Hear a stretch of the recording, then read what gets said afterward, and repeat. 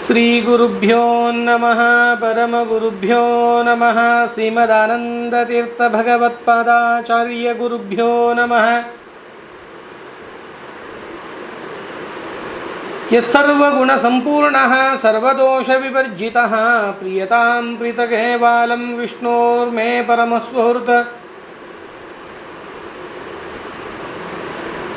यस्या कटाक्षमात्रेण ब्रह्मरुद्रेन्द्रपूर्वकाः सुराः स्वीयपदान्यापुः सा लक्ष्मीर्मे प्रसीदतु। प्रथमो हनुमान् नाम द्वितीयो भीम एव च पूर्णप्रज्ञस्तृतीयस्तु भगवत्कार्यसाधकः।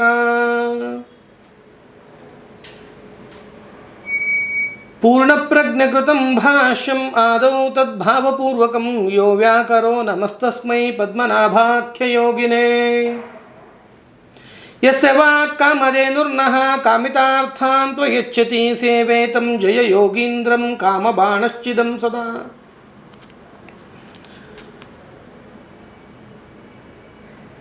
भावबोधकृतं सेवे रघुत्तममहागुरुं यशिष्य शिष्यशिष्याद्याः टिप्पण्याचार्यसंहितः। दुर्वादिध्वान्तरवगे वैष्णवेन्दीवरेन्दवे श्रीराघवेन्द्रगुरुवे नमो अत्यन्तदयालवे। नैवेद्यकविशं रामे वीक्ष्यतद्भुक्तिमाग्गुरुः यो दर्शयद्रविं रात्रौ सत्यबोधोऽस्तु मे मुदे। सत्पराक्रमदुग्धाब्दे सञ्जातकीर्तिचन्द्रिकः सन्तापं हरतु श्रीमान् सत्यवीरेन्दुरञ्जसा।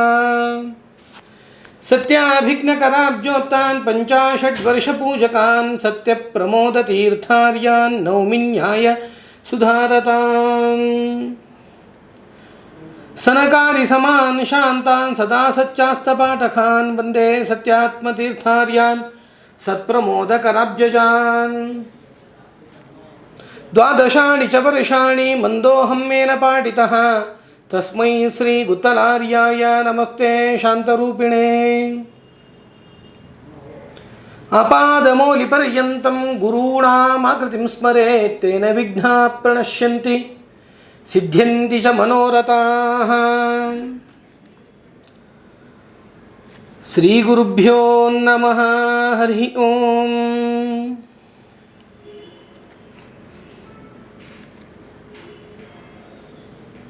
ಶ್ರೀಮದ್ ಉತ್ತರಾದಿಮಠ ಅಯೋಧ್ಯೆಯಿಂದ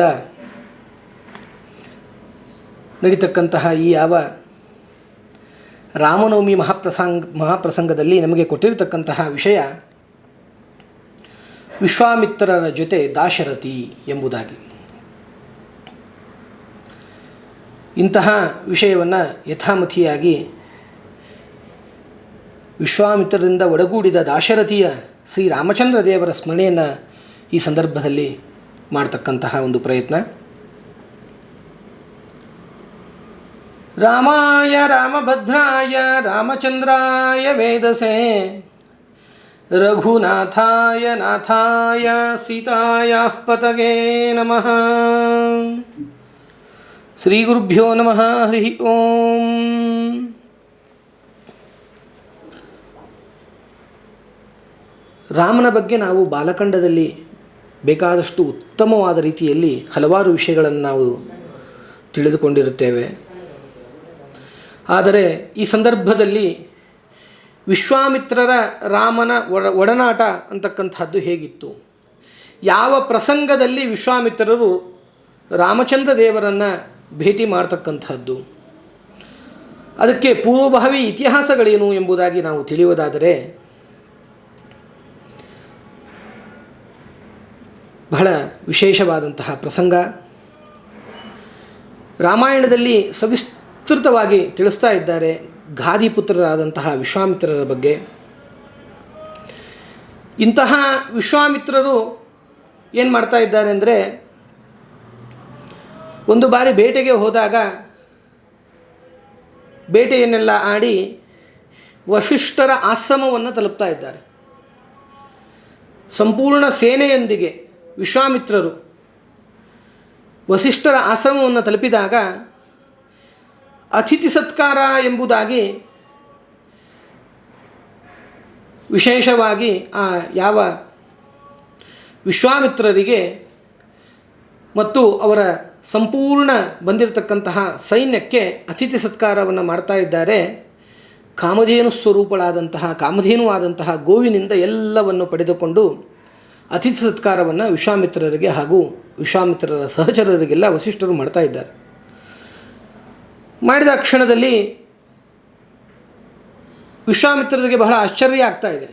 ಇಷ್ಟೊಂದು ಉತ್ತಮವಾದಂತಹ ರೀತಿಯಲ್ಲಿ ಅತಿಥಿ ಸತ್ಕಾರ ನಡೀತಾ ಇದೆ, ಇದರೆಲ್ಲ ಸಾಧ್ಯವಾದದ್ದು ಹೇಗೆ ಅಂತ ವಿಚಾರಿಸಿದಾಗ ಇದೆಲ್ಲವೂ ಸಂಪೂರ್ಣವಾಗಿ ದೊರೆತದ್ದು ಕಾಮಧೇನುವಿನಿಂದ, ಗೋವಿನಿಂದ ಎಂಬುದಾಗಿ ಗೊತ್ತಾಗ್ತಾ ಇದೆ. ವಿಶ್ವಾಮಿತ್ರರು ಮೊದಲಿಗೆ ರಾಜರವರು ಹೇಳಿ ಕೇಳಿ ಬೇಟೆಗೆ ಬಂದಿರ್ತಾರೆ. ಕೇಳ್ತಾರೆ, ಇಂತಹ ಕಾಮಧೇನು, ಇಂತಹ ಗೋ ರಾಜರ ಬಳಿ ಇದ್ದರೆ ಅದು ಉತ್ತಮ ಅಲ್ವಾ ಅಂತ ಕೇಳಿ ಆ ಗೋವನ್ನು, ಕಾಮಧೇನುವನ್ನು ನಮ್ಮೊಂದಿಗೆ ಕಳಿಸಿಕೊಡಿ ಎಂಬುದಾಗಿ ವಸಿಷ್ಠರನ್ನು ಕೇಳ್ತಾ ಇದ್ದಾರೆ. ಕೇಳಿದಾಗ ವಸಿಷ್ಠರು ಹೇಳ್ತಾರೆ, ಮೊದಲನೇದಾಗಿ ಈ ಗೋವು ಎತ್ತಕ್ಕಾಗಿ ಇದೆ ಅಂತಂದರೆ ಬಂದಿರತಕ್ಕಂತಹ ನಿಮ್ಮಂತಹ ಅತಿಥಿ ಅಭ್ಯಾಗತರಿಗೆ ಸತ್ಕಾರವನ್ನು ಮಾಡಲು ಈ ಕಾಮಧೇನುವಿಂದ ಬರತಕ್ಕಂತಹ ಪ್ರತಿಯೊಂದು ಸೌಲಭ್ಯಗಳನ್ನು ನಾವು ಬಂದಿರತಕ್ಕಂಥ ಅತಿಥಿ ಅಭ್ಯಾಗತರಿಗಾಗಿ ಮಾಡ್ತಾ ಇರತಕ್ಕಂಥದ್ದು. ಅದಲ್ಲದೇ ಈ ಕಾಮಧೇನು ಅಂತಕ್ಕಂಥದ್ದು ನಮಗೆ ಯಜ್ಞ ಸಾಧನವಾದದ್ದು. ನಾವು ಮಾಡ್ತಕ್ಕಂತಹ ಯಜ್ಞ ಯಾಗಗಳಿಗೆ ಸಂಬಂಧಪಟ್ಟಿರತಕ್ಕಂತಹ ಎಲ್ಲ ವಿಧವಾದಂತಹ ಉತ್ಪನ್ನಗಳನ್ನು ಕೊಡ್ತಕ್ಕಂತಹದ್ದು, ಎಲ್ಲ ವಿಧವಾದ ಉತ್ಪತ್ತಿಗೆ ಕಾರಣವಾದಂತಹದ್ದು ಈ ಯಾವ ಕಾಮಧೇನು. ಇಂತಹ ಕಾಮಧೇನು ಹೇಗಿದೆ ಅಂತಂದರೆ ಇದು ಅತಿಥಿ ಅಭ್ಯಾಗತರ ಸತ್ಕಾರಕ್ಕೆ ಮೀಸಲು ಮತ್ತು ಯಜ್ಞಕ್ಕೆ ಸಾಧನವಾದದ್ದು, ಯಜ್ಞ ಸಾಮಗ್ರಿಗಳಿಗೆ ಉತ್ಪತ್ತಿ ಕಾರಣವಾದದ್ದು. ಇಂತಹದ್ದಕ್ಕೆ ಮಾತ್ರ ನಾವು ಇದನ್ನು ಉಪಯೋಗಿಸ್ತೇವೆ ಹೊರತು ನಮ್ಮ ವೈಯಕ್ತಿಕವಾಗಿರತಕ್ಕಂತಹ ಯಾವ ಕೆಲಸಗಳಿಗೂ ಕೂಡ ಈ ಕಾಮಧೇನುವನ್ನು ಉಪಯೋಗಿಸುವುದಿಲ್ಲ ಎಂಬುದಾಗಿ ವಸಿಷ್ಠರು ವಿಶ್ವಾಮಿತ್ರರಿಗೆ ಹೇಳ್ತಾ ಇದ್ದಾರೆ. ಇಂತಹ ಪ್ರಸಂಗದಲ್ಲಿ ಇದನ್ನು ಕೊಡುವ ಅಧಿಕಾರವೂ ನನಗಿಲ್ಲ. ಇದರಿಂದ ಬರತಕ್ಕಂಥ ಉತ್ಪನ್ನಗಳಿಂದ ಯಜ್ಞಯಾಗಾದಿಗಳನ್ನು ಮಾಡಬೇಕು, ಅತಿಥಿ ಅಭ್ಯಾಗತರಿಗೆ ಸತ್ಕಾರಗಳನ್ನು ಮಾಡಬೇಕು. ಇದು ಮಾತ್ರ ನನ್ನ ಕರ್ತವ್ಯವಾಗಿದೆ ಹೊರತು ಇದನ್ನು ಕೊಡುವ ಯಾವ ಅಧಿಕಾರವೂ ನನಗಿಲ್ಲ ಅಂತ ಹೇಳಿದಾಗ ಮತ್ತೆ ಬಿಡುವುದಿಲ್ಲ. ವಿಶ್ವಾಮಿತ್ರರು ಹೇಳ್ತಾರೆ, ಇಲ್ಲ, ನನಗೆ ಈ ಗೋ ಬೇಕು, ಇದನ್ನು ಕಳುಹಿಸಿಕೊಡಿ ಎಂಬುದಾಗಿ ಮತ್ತೆ ಕೇಳ್ತಾ ಇದ್ದಾರೆ. ಕೇಳಿದಾಗ ವಸಿಷ್ಠರು ಹೇಳ್ತಾ ಇದ್ದಾರೆ, ನೋಡಿ, ಈ ಗೋ ಅದಾಗಿಯೇ ಬರುವುದಾದರೆ ನೀವು ಕರೆದುಕೊಂಡು ಹೋಗ್ಬೋದು ಅವಶ್ಯವಾಗಿ ಅಂತ. ತುಂಬ ಪ್ರಯತ್ನವನ್ನು ಮಾಡ್ತಾರೆ ವಿಶ್ವಾಮಿತ್ರರು. ಎಷ್ಟೇ ಹಲವು ವಿಧವಾದ ಪ್ರಯತ್ನಗಳನ್ನು ಮಾಡಿದರೂ ಕೂಡ ಆ ಗೋವು ವಿಶ್ವಾಮಿತ್ರರೊಟ್ಟಿಗೆ ಹೋಗುವುದೇ ಇಲ್ಲ. ನಿರಾಶರಾದಂತಹ ವಿಶ್ವಾಮಿತ್ರರು ಆವಾಗ ಹಾಗೆ ಹೊರಟು ಬಿಡ್ತಾರೆ. ಹೊರಟಾಗ ಮತ್ತೆ ಅವರಿಗೆ ರಾಜ್ಯಕ್ಕೆ ಹೋದ ಮೇಲೆ ಅಲ್ಲಿ ನಡೆದಿರತಕ್ಕಂತಹ ಅತಿಥಿ ಸತ್ಕಾರದ ಪ್ರತಿಯೊಂದು ಪ್ರಸಂಗಗಳನ್ನು ಅವರು ಜ್ಞಾಪಿಸಿಕೊಳ್ಳುತ್ತಾ, ಆ ತರಹದ ಕಾಮಧೇನು ಗೋ ನಮ್ಮಲ್ಲಿದ್ದರೆ ಅದು ಇನ್ನೂ ಉತ್ತಮ ಅನ್ನುವ ಮತ್ತೆ ಒಂದು ಇಚ್ಛೆಯಿಂದ ಮತ್ತೆ ಅಪೇಕ್ಷೆಯನ್ನು ಪಡುತ್ತಾ ವಸಿಷ್ಠರ ಆಶ್ರಮವನ್ನು ಕುರಿತು ಹೋಗ್ತಾ ಇದ್ದಾರೆ. ಹೋದಾಗ ಅಲ್ಲಿ ವಸಿಷ್ಠರು ಇರುವುದೇ ಇಲ್ಲ. ಆಶ್ರಮದಲ್ಲಿ ಬೇರೆ ಎಲ್ಲ ವಸಿಷ್ಠರ ಪರಿವಾರ ಇರತಕ್ಕಂಥದ್ದು. ಆ ಸಂದರ್ಭದಲ್ಲಿ ಅರುಂಧತಿಯರು ಆ ಸಂದರ್ಭದಲ್ಲಿ ಆಶ್ರಮದಲ್ಲಿ ಇರ್ತಾರೆ. ಇದ್ದಾಗ ಗೋವನ್ನು ಕರೆದುಕೊಂಡು ಹೋಗುವುದಕ್ಕಾಗಿ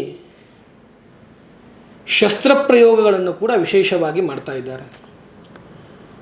ಆಶ್ರಮದ ಮೇಲೆ, ಅಲ್ಲಿರ್ತಕ್ಕಂತಹ ಪರಿವಾರದವರ ಮೇಲೆ ಶಸ್ತ್ರಪ್ರಯೋಗವನ್ನು ಮಾಡಲಿಕ್ಕೆ ಇವರು ಸಿದ್ಧರಾದಾಗ ಆ ಕಾಮಧೇನು ಏನು ಮಾಡ್ತಾ ಇದ್ದಾಳೆ ಅಂತಂದರೆ, ಇವರು ಗೋವನ್ನು ಕರೆದುಕೊಂಡು ಬರುವುದಕ್ಕಾಗಿ ಸಸೈನ್ಯ ಸಹಿತರಾಗಿ ಹೋಗಿರ್ತಾರೆ. ವಿಶ್ವಾಮಿತ್ರರ ಸೈನಿಕರ ಸಂಖ್ಯೆಗೆ ಅನುಗುಣವಾಗಿ ಆ ಕಾಮಧೇನುವು ಕೂಡ ಏನು ಮಾಡ್ತಾ ಇದ್ದಾಳೆ ಅಂತಂದರೆ ಸೈನಿಕರನ್ನು ಸೃಷ್ಟಿ ಮಾಡ್ತಾ ಇದ್ದಾಳೆ. ಅವ್ರಿಗೆ ಪ್ರತಿರೋಧವನ್ನು ತೋರಿಸೋದಕ್ಕೆ ಈ ಭಾಗದಲ್ಲಿ ಒಂದು ಸೈನ್ಯ ಬೇಕಲ್ವ. ಮಾಡಿದಾಗ ಇದೆಲ್ಲವೂ ಆದ ನಂತರದಲ್ಲಿ ಈ ಪ್ರಸಂಗಗಳನ್ನು ಕಾಣ್ತಾ ಇರತಕ್ಕಂತಹ ಆ ಯಾವ ಅರುಂಧತಿಯರು ಏನು ಮಾಡ್ತಾ ಇದ್ದಾರೆ ಅಂದರೆ, ಈ ಋಷಿಮುನಿಗಳೆಲ್ಲರೂ ಕೂಡ ಧ್ಯಾನಾಸಕ್ತರಾದಾಗ, ಜಪಾಸಕ್ತರಾದಾಗ, ಯೋಗದಲ್ಲಿರುವಾಗ ಒಂದು ಆಶ್ರಯ ದಂಡ ಅಂತ ಇಡ್ತಾರೆ. ಅದಕ್ಕೆ ಬ್ರಹ್ಮದಂಡ ಅಂತ ಕೂಡ ಹೆಸರು. ವಿಶೇಷವಾಗಿ ಇವರ ಯೋಗಕ್ಕೆ, ಧ್ಯಾನಕ್ಕೆ, ಜಪಕ್ಕೆ ಅದು ಸಹಕಾರಿ ಕಾರಣವಾಗಿರುತ್ತದೆ ಆಶ್ರಯ ದಂಡ. ಆ ದಂಡವನ್ನು ತಂದು ವಿಶ್ವಾಮಿತ್ರರ ಆಶ್ರಮದ ಮುಂದೆ ಇಟ್ಟು ಅರುಂಧತಿ ದೇವಿಯರು ಹೇಳ್ತಾ ಇದ್ದಾರೆ, ಅರುಂಧತಿಯರು ಒಂದಾದರೂ ಕೂಡ ಅವರು ಮಾಡುವ ಶಸ್ತ್ರಗಳು ಈ ದಂಡವನ್ನು ದಾಟಿ ಮುಂದೆ ಬಂದರೆ ವಸಿಷ್ಠರ ಆಣೆ ಎಂಬುದಾಗಿ ಯಾವ ಅರುಂಧತಿ ದೇವಿಯರು ಹೇಳ್ತಾ ಇದ್ದಾರೆ. ಹೇಳಿದ ಕ್ಷಣದಲ್ಲಿ ಅಲ್ಲಿಯವರೆಗೂ ಕೂಡ ವಸಿಷ್ಠರ ಆಶ್ರಮದಲ್ಲಿ ಕಾಮಧೇನುವಿನಿಂದ ಬಂದಿರತಕ್ಕಂಥ ಎಲ್ಲ ಸೈನಿಕರ ನಾಶ ಅಂತಕ್ಕಂಥಾಗಿರ್ತದೆ. ಆ ಸೇನೆಯ ನಾಶ ಅಂತಕ್ಕಂಥದ್ದು ಸಂಪೂರ್ಣವಾಗಿ ಆಗಿರ್ತದೆ. ಅರುಂಧತಿಯರು ಇಟ್ಟಿರತಕ್ಕಂತಹ ಆ ಯಾವ ಆಶ್ರಯ ದಂಡ, ಬ್ರಹ್ಮದಂಡ ಇಟ್ಟ ನಂತರದಲ್ಲಿ ಆಗ್ತಕ್ಕಂತಹ ಪ್ರಸಂಗ ಎಂಥದ್ದು ಅಂತ ನಾವು ವಿಚಾರ ಮಾಡಬೇಕಾದಂಥದ್ದು. ಎಂತಹ ವಿಶ್ವಾಸ! ಆಶ್ರಮದಲ್ಲಿ ವಸಿಷ್ಠರೇ ಇಲ್ಲ. ಇನ್ನು ಕಾಮಧೇನುವಿನಿಂದ ಬಂದಿರತಕ್ಕಂತಹ ಎಲ್ಲ ಸೈನಿಕರ ನಾಶ ಅಂತಕ್ಕಂತಹದ್ದಾಗ್ತಾ ಇದೆ. ಎಲ್ಲರಿಗೆ ಪೀಡೆ ಆಗ್ತಾ ಇದೆ. ಇಂತಹ ಸಂದರ್ಭದಲ್ಲಿ ವಸಿಷ್ಠರು ಸತ್ಕಾರ್ಯಕ್ಕೆ, ಜಪ, ತಪಸ್ಸು, ಯಾಗಗಳ ಸಂದರ್ಭದಲ್ಲಿ ಅವರಿಗೆ ಸಹಕಾರಿ ಕಾರಣವಾದಂತಹ ಆಶ್ರಯ ದಂಡದ ಮೇಲೆ ಇರತಕ್ಕಂತಹ ವಿಶ್ವಾಸ ಅರುಂಧತಿ ದೇವಿಯರಿಗೆ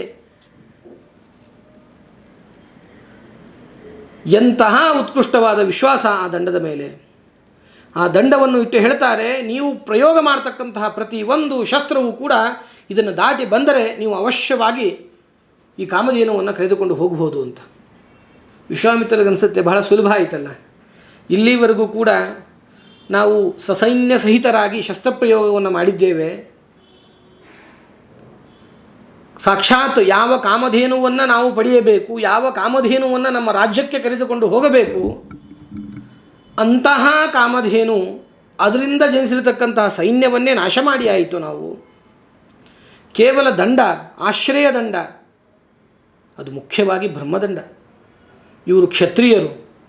ಅಲ್ಲಿಯವರೆಗೂ ಕೂಡ ಆ ಬ್ರಹ್ಮದಂಡದ ಒಂದು ಮಹತ್ವ, ಆ ಬ್ರಹ್ಮದಂಡದ ಬಲ, ಆ ಬ್ರಹ್ಮದಂಡದ ತೇಜಸ್ಸು, ಆ ಬ್ರಹ್ಮದಂಡದ ಬಗ್ಗೆ ಇವರಿಗೆ ಜ್ಞಾನ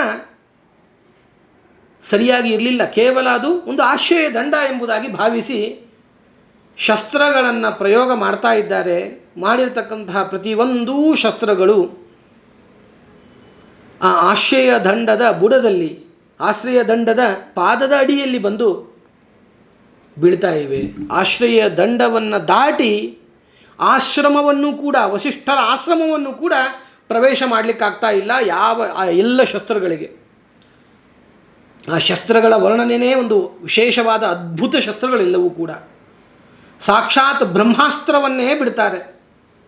ಆ ಬ್ರಹ್ಮಾಸ್ತ್ರವೂ ಕೂಡ ಈ ಯಾವ ಆಶ್ರಯದಂಡ, ಬ್ರಹ್ಮದಂಡವನ್ನು ದಾಟಿ ವಸಿಷ್ಠರ ಆಶ್ರಮವನ್ನು ಪ್ರವೇಶವನ್ನೇ ಮಾಡುವುದಿಲ್ಲ. ಅಲ್ಲಿ ನಾವು ತಿಳಿದುಕೊಳ್ತಕ್ಕಂತಹ ವಿಷಯ ಏನು ಅಂದರೆ, ವಸಿಷ್ಠರ ಮೇಲೆವಿರುವ ವಿಶ್ವಾಸ ಅಲ್ಲ ಅರುಂಧತಿಗೆ. ವಸಿಷ್ಠರು ತಮ್ಮ ತಪಸ್ಸಿಗೆ ಉಪಯೋಗಿಸಿರತಕ್ಕಂತಹ ಒಂದು ಜಡವಾದಂತಹ ಆಶ್ರಯ ದಂಡದ ಮೇಲೆ ಆ ವಿಶ್ವಾಸ ಇರಬೇಕಂದ್ರೆ ಇನ್ನು ವಸಿಷ್ಠರ ಮೇಲೆ ಇರತಕ್ಕಂತಹ ವಿಶ್ವಾಸ ಎಂಥದ್ದು ಅಂತ, ಅರುಂಧತಿ ದೇವಿಯರಿಗೆ ಇರತಕ್ಕಂಥ ವಿಶ್ವಾಸ ಎಂಥದ್ದು ಅಂತ ನಾವು ವಿಚಾರ ಮಾಡಬೇಕಾಗ್ತದೆ. ಅದಕ್ಕೆ ನಿಮ್ಮೆಲ್ಲರಿಗೂ ಕೂಡ ನಡೀತಕ್ಕಂತಹ ಈಗಿನ ವಿವಾಹಗಳಲ್ಲಿ, ವಿವಾಹ ಸಂಸ್ಕಾರದ ಪ್ರಸಂಗದಲ್ಲಿ ಏನು ಮಾಡ್ತಾ ಇದ್ದಾರೆ ಅಂದರೆ, ಅರುಂಧತಿ ವಸಿಷ್ಠರನ್ನು ತೋರಿಸಿ ಧ್ರುವಾರುಂಧತಿ ನಕ್ಷತ್ರಗಳ ದರ್ಶನವನ್ನು ಮಾಡಿಸಿ ನೀವು ಕೂಡ ಆ ವಸಿಷ್ಠರ ಹಾಗೆ, ಅರುಂಧತಿ ವಸಿಷ್ಠರ ಹಾಗೆ ಇರಬೇಕು ಎಂಬುದಾಗಿ ನಮಗೆ ತೋರಿಸ್ತಾ ಇದ್ದಾರೆ. ಅಂದರೆ ವಸಿಷ್ಠರ ಮೇಲೆ ಇರುವ ವಿಶ್ವಾಸ, ವಸಿಷ್ಠರು ಯಜ್ಞಕ್ಕೆ, ತಪಸ್ಸಿಗೆ, ಜಪಕ್ಕೆ, ತಪಕ್ಕೆ ಉಪಯೋಗಿಸಿರತಕ್ಕಂತಹ ದಂಡದ ಮೇಲೆ ಇರುವ ವಿಶ್ವಾಸ. ಈ ರೀತಿಯಾಗಿ ಪತಿ ಪತ್ನಿಯರಲ್ಲಿ ಅನ್ಯೋನ್ಯತೆ ಅಂತ ಇದ್ದಾಗ ಖಚಿತವಾಗಿ ಆ ಸಂಸಾರ ಸುಖವಾಗಿರ್ತದೆ ಅಂತ. ಅಂತಹ ಆಶ್ರಯ ದಂಡವನ್ನು ನೋಡಿ ಆಶ್ಚರ್ಯಚಕಿತರಾದಂತಹ ವಿಶ್ವಾಮಿತ್ರರು ಹೇಳ್ತಕ್ಕಂಥ ಒಂದು ವಿಶಿಷ್ಟವಾದಂತಹ ಮಾತು ಏನು ಅಂತಂದರೆ, ಆವಾಗಲೇ ಹೇಳ್ತಾ ಇರತಕ್ಕಂಥದ್ದು ಲೋಕಪ್ರಸಿದ್ಧವಾಗಿರ್ತಕ್ಕಂತಹ ಒಂದು ಮಾತು, ದಿಗ್ಬಲಂ ಕ್ಷತ್ರಿಯ ಬಲಂ ಬ್ರಹ್ಮತೇಜೋ ಬಲಂ ಬಲಂ ಎಂಬುದಾಗಿ. ನೋಡ್ರಿ, ಯಾವ ಮಾತನ್ನು ಯಾರು ಹೇಳಿದರೆ ಮಹತ್ವ ಅನ್ನೋದನ್ನು ನಾವು ಸರಿಯಾಗಿ ಅರ್ಥ ಮಾಡಿಕೊಳ್ಬೇಕು. ವಿಶ್ವಾಮಿತ್ರರು ಕ್ಷತ್ರಿಯರಾದಂತಹ ವಿಶ್ವಾಮಿತ್ರರು ಅವರಲ್ಲಿ ಇರತಕ್ಕಂತಹ ಬ್ರಹ್ಮಾಸ್ತ್ರವೇ ಮೊದಲಾದಂತಹ ಎಲ್ಲ ಅಸ್ತ್ರಗಳನ್ನು ಉಳ್ತಕ್ಕಂಥವರು, ಯುದ್ಧದಲ್ಲಿ ಶಸ್ತ್ರಾಭ್ಯಾಸದಲ್ಲಿ ಶಸ್ತ್ರವಿದ್ಯೆಯಲ್ಲಿ ಎಲ್ಲರನ್ನೂ ಹಿಂದೆ ಸೋಲಿಸಿರತಕ್ಕಂಥವರು, ಎಲ್ಲರನ್ನೂ ನಾಶ ಮಾಡಿರತಕ್ಕಂಥವರು, ಎಲ್ಲರನ್ನೂ ಪರಾಜಯಗೊಳಿಸಿ ಇವರು ಜಯಿಸಿರ್ತಕ್ಕಂಥವರು. ಇಂತಹ ವಿಶ್ವಾಮಿತ್ರರ ಬಾಯಿಂದ ಬರತಕ್ಕಂತಹ ಮಾತು ಏನಂದರೆ, ಕ್ಷಾತ್ರ ಧರ್ಮಕ್ಕೆ ಧಿಕ್ಕಾರವಿರಲಿ. ಈ ಯಾವ ಬ್ರಹ್ಮಬಲ ಅಂತ ಏನು ಉಂಟಲ್ಲ, ಆ ಆಶ್ರಯ ದಂಡದಲ್ಲಿ ಇರತಕ್ಕಂತಹ ಆ ಬ್ರಹ್ಮ ವರ್ಚಸ್ಸು, ಆ ಬ್ರಹ್ಮದಂಡದಲ್ಲಿರ್ತಕ್ಕಂತಹ ಬಲ, ಅದೇ ಉತ್ತಮವಾದದ್ದು. ಕ್ಷತ್ರಿಯ ಧರ್ಮಕ್ಕೆ ಧಿಕ್ಕಾರವಿರಲಿ, ಈ ಯಾವ ಬ್ರಾಹ್ಮ ಧರ್ಮಕ್ಕೆ ಜಯವಾಗಲಿ. ಅಂತಹ ಬ್ರಹ್ಮಜ್ಞಾನವನ್ನು, ಬ್ರಹ್ಮ ತೇಜಸ್ಸನ್ನು, ಬ್ರಹ್ಮ ಬಲವನ್ನು ನಾನು ಪಡಿತೇನೆ ಎಂಬುದಾಗಿ ಪ್ರತಿಜ್ಞೆಯನ್ನು ಮಾಡ್ತಾ, ಅಂದಿನಿಂದ ಎಲ್ಲ ಶಸ್ತ್ರಗಳನ್ನು ತಿರಸ್ಕಾರ ಮಾಡಿ ಬ್ರಹ್ಮಜ್ಞಾನ ಪಡೆಯುವ ಮಾರ್ಗವನ್ನು ಹಿಡಿದವರು ವಿಶ್ವಾಮಿತ್ರರು. ಇಂತಹ ವಿಶ್ವಾಮಿತ್ರರು ಮಾಡ್ತಕ್ಕಂತಹ ಯಾಗ ಯಜ್ಞಾದಿಗಳು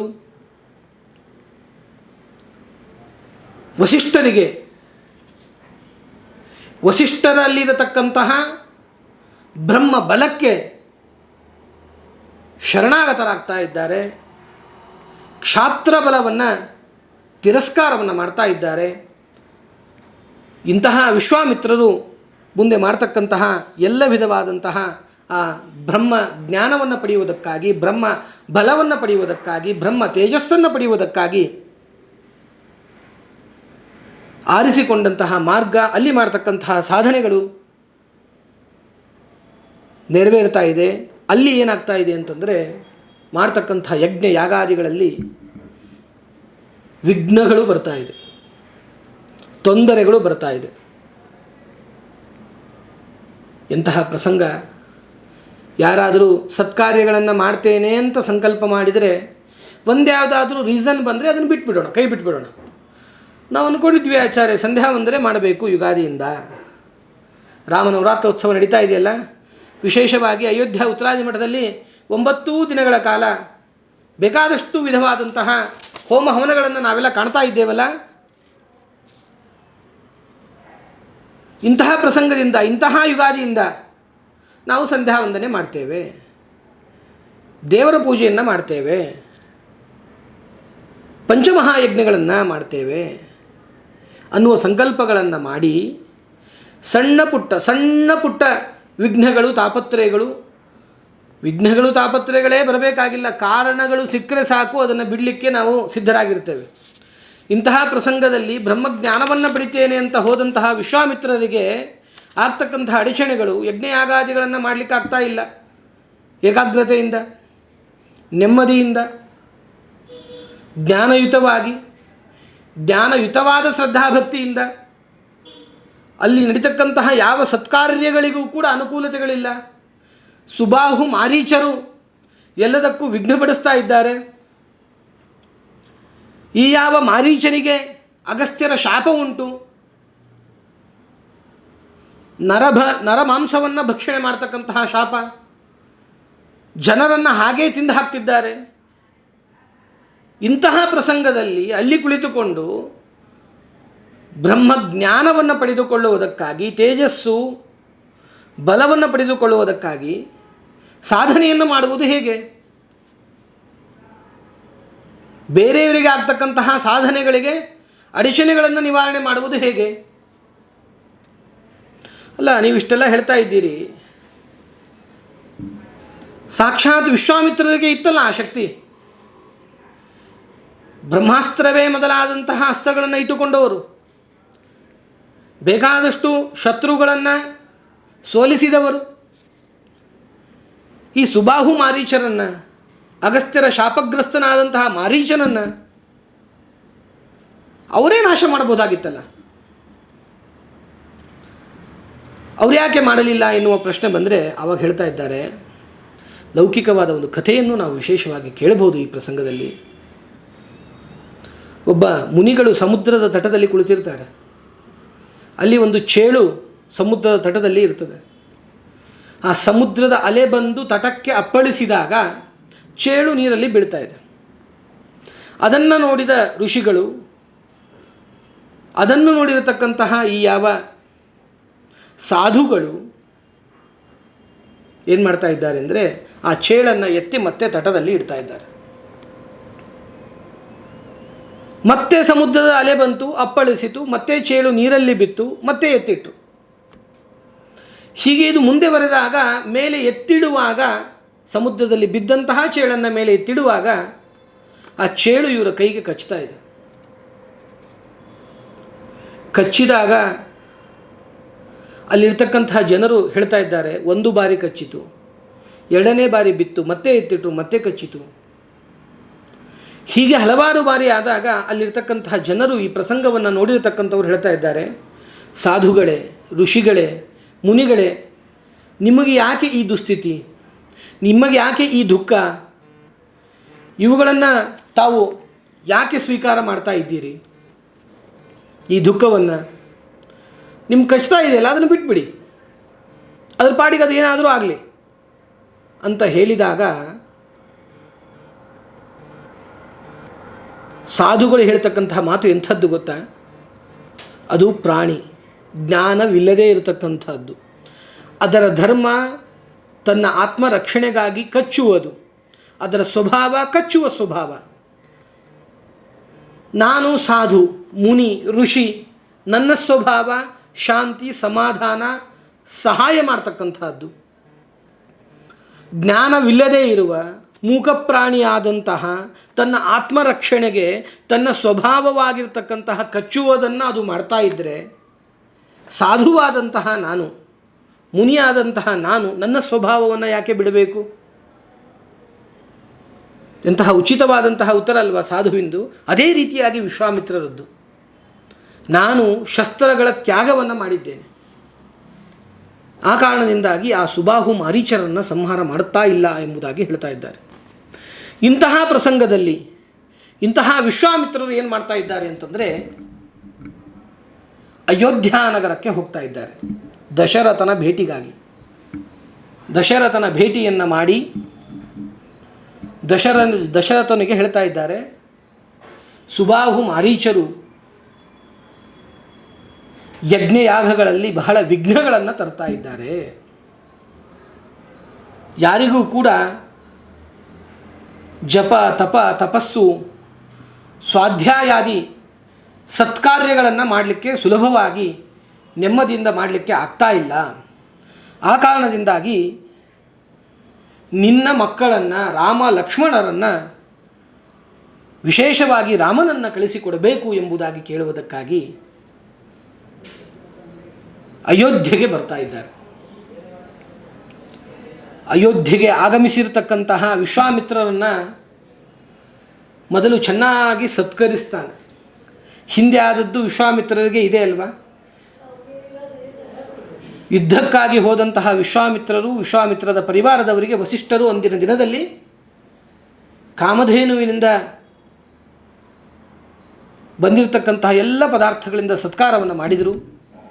ಈಗಲೂ ಕೂಡ ವಸಿಷ್ಠರಿಗೆ ಗೊತ್ತಿರಲಿಲ್ವಾ ಇವನು ಮುಂದೆ ಈ ಥರದ ಸತ್ಕಾರವನ್ನು ಮಾಡಿದರೆ ಕಾಮಧೇನುವನ್ನೇ ಕೇಳ್ತಾನೆ, ಕಾಮಧೇನುವಿನ ಅಪೇಕ್ಷೆಯನ್ನು ಪಡ್ತಾನೆ ಅಂತ ಗೊತ್ತಿದ್ದೂ ಕೂಡ ವಸಿಷ್ಠರಿಗೆ ಅವತ್ತು ಅವರಲ್ಲಿ ಸತ್ಕಾರ ಮಾಡಿದರು.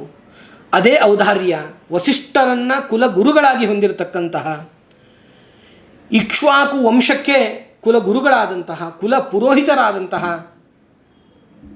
ವಸಿಷ್ಠರ ಅನುಕರಣೆಯನ್ನು ಮಾಡ್ತಾ ಇದ್ದಾನೆ ದಶರಥ ಮಹಾರಾಜ. ಅಂತಹ ವಿಶ್ವಾಮಿತ್ರರಿಗೆ ಮಕ್ಕಳನ್ನೇ ಕೇಳಲು ಬಂದಂತಹ ವಿಶ್ವಾಮಿತ್ರರಿಗೆ ಅತಿಥಿ ಸತ್ಕಾರವನ್ನು ಮಾಡಿ ವಿಶ್ವಾಮಿತ್ರರಿಗೆ ಕೊಡಬೇಕಾದಂತಹ ಎಲ್ಲ ವಿಧವಾದ ಮರ್ಯಾದೆಗಳನ್ನು ಮಾಡ್ತಾ ಇದ್ದಾನೆ ದಶರಥ. ಮಾಡಿದ ನಂತರದಲ್ಲಿ ಮತ್ತೆ ಇವರು ಪುನಃ ಹೇಳ್ತಾ ಇದ್ದಾರೆ, ಸುಬಾಹು ಮಾರೀಚರ ಸಂಹಾರಕ್ಕಾಗಿ ರಾಮನನ್ನು ಕಳಿಸಿಕೊಡಬೇಕು ಎಂಬುದಾಗಿ ಕೇಳಿದಾಗ ಅವನಿಗೆ ತವಕ ಆಗ್ತಾ ಇದೆ, ದುಃಖ ಆಗ್ತಾ ಇದೆ, ಒಳಗಡೆಗೆ ನಿರುತ್ತರನಾಗ್ತಾ ಇದ್ದಾನೆ. ನಿರುತ್ತರನಾಗ್ತಕ್ಕಂಥ ಪ್ರಸಂಗ ಏನು? ಕಳಿಸಿಕೊಡ್ತೇನೆ ಅಥವಾ ಕಳಿಸಿಕೊಡೋದಿಲ್ಲ ಅಂತ ಸುಲಭವಾಗಿ ಹೇಳಿಬಿಡ್ಬೋದಾಗಿತ್ತಲ್ಲ. ಅಂದರೆ ಅಲ್ಲಿ ಹೇಳ್ತಾ ಇದ್ದಾರೆ, ವಿಶ್ವಾಮಿತ್ರರು ಹೆಸರಲ್ಲೇ ತಿಳಿಸುವ ಹಾಗೆ ಮಹಾಕೋಪಿಷ್ಠರು. ನಾನು ಕಳಿಸಿಕೊಡುವುದಿಲ್ಲ ಅಂದರೆ ಶಾಪವನ್ನು ಕೊಟ್ಬಿಡ್ತಾರೆ, ಕುಪಿತರಾಗ್ತಾರೆ. ಅವರ ಕೋಪವನ್ನು ಸಹಿಸುವ ಶಕ್ತಿ ನಮಗಿಲ್ಲ ಅನ್ನೋದು ಒಂದು ಕಡೆಗೆ. ಎರಡನೇದಾಗಿ, ಇವರು ಸುಲಭವಾಗಿ ಸಕಾಲಕ್ಕೆ ರಾಮನದು ಅವತಾರ, ಉಳಿದವರು ಜನಿಸಿದರು. ಇವರು ಸಕಾಲದಲ್ಲಿ ವಿವಾಹದ ನಂತರದಲ್ಲಿಯೇ ಸಕಾಲದಲ್ಲಿ ಜನಿಸಿರ್ತಕ್ಕಂತಹ ಮಕ್ಕಳಲ್ಲ. ರಾಮನ ಅವತಾರಕ್ಕಾಗಿ